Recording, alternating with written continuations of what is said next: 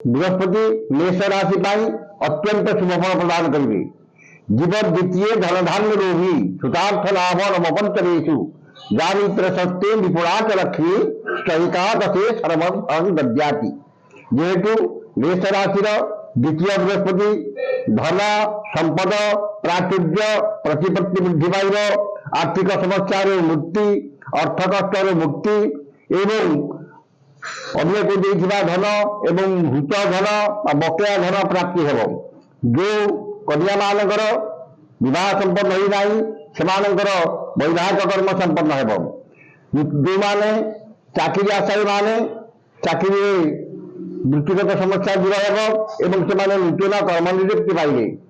व्यवसायी माने नूतन व्यवसाय करेंगे, व्यवसाय आय वृद्धि, नूतन व्यवसाय किंबा व्यवसाय शाखा बढ़ाया उद्यम करेंगे किंबा से कृतकार्य हेबे।